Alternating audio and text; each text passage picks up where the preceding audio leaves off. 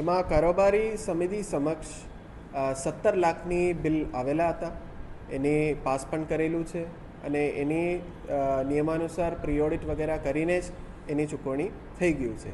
જે વિવાદ અત્યારે ચાલુ છે કોઈ 75 લાખની બિલની, ખાલી મતલબ 17 લાખની જ બિલ અમારા પાસે આવેલા છે અને એની નિયમાનુસારની ચૂકવણી કરવામાં આવેલ છે.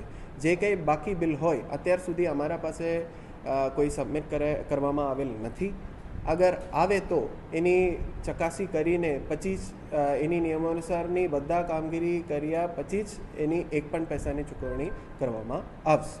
સાહેબ, સફાઈને લઈને જે ખર્ચ કરવામાં છે તેમાં કયા પ્રકારની સફાઈ થઈ છે, શું આખી સફાઈ અત્યારે જે જિલ્લા પંચાયત બેઠું છે અત્યારે જે બિલની ચૂકવણી થઈ ગયું છે એમાં સફાઈની કોઈ કોમ્પોનન્ટ નહીં હતા અને અત્યારે મતલબ બિલ અગર સબમિટ કરવામાં આવશે તો એની ફિઝિકલી પણ ચકાસીને પૂરું ચકાસી કરીને જ એની બિલ ચૂકવવામાં આવશે. અત્યારે થૂકવા માટે નહીં, હવે મતલબ જે કંઈ અગર એટલે આ મનાઈ છે અને લાસ્ટ DHS મિટિંગમાં પણ અમે આ ડિસિઝન લેવામાં આવી ગયું છે. મતલબ આ એની અમલીકરણ પણ અત્યારે કરવામાં આવશે. 500 રૂપિયા લેવામાં આવશે. કોઈ પણ અગર કર્મચારી કે અધિકારી કે કોઈ આમ જનતા પણ હોય આ કચેરીની અંદર, આ પ્રિમાઇસની અંદર અગર પાનથી અગર પકડી ગયું તો એની દંડ લેવામાં આવશે. તપાસ સમિતિની રચના પણ કરવામાં આવી ગયું છે અને એની 10-15 દિવસની ટાઈમ આપી દીધું છે.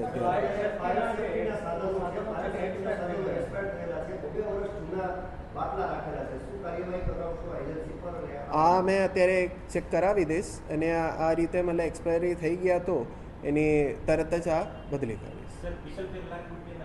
મેં આજ કીધું હતું અત્યાર સુધી 17 લાખની જ બિલ અમારા પાસે સબમિટ કરવામાં આવેલ છે.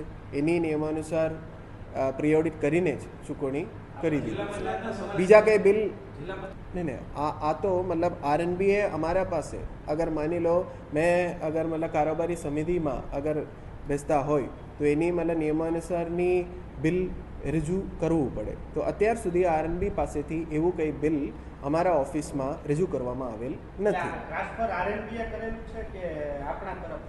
નહીં, આ તો અમલીકરણ તો મતલબ RNB પંચાયત જ હતા, કાર્યપાલક ઇજનેર શ્રી RNB. ને આ એકવાર ચેક કરાવી દઈશ. અમે અહીંયા પણ સૂચના આપેલા હતા અને એવું કંઈ એક્સપાયરીવાળા બોટલ વગેરે છે તો તરત જ આ કાઢી દઈશ. નહીં, એકવાર તપાસ સમિતિ બનાવવામાં આવેલ છે એની એકવાર મતલબ માહિતી આવવા દે અને આ પછી જવાબદારી અગર નક્કી કરવાના છે તો નક્કી કરવામાં આવશે. 17 લાખ રૂપિયા આપે, 17 લાખની બિલ છે તો વિરોધ પક્ષના નેતાને 75 લાખનો ખર્ચ દેખાડવામાં આવ્યો છે જવાબની અંદર જનરલ. એટલે તો અત્યારે મતલબ શું છે, આ ફોર્મલી RNBએ અહીંયા રજૂઆત કરવું પડે. એની જેટલા પણ બિલ હોય 75 લાખની હોય કે 80 લાખની હોય એની એક પ્રોસિજર છે. તો આ રીતે ફોર્મલ બિલ અત્યારે અમારા આ કક્ષાની અંદર કે આ કચેરીમાં રજૂ કરવામાં આવેલ નથી તો એની કંઈ ક્વેશ્ચન જ નહીં આવવું જોઈએ. ઠીક.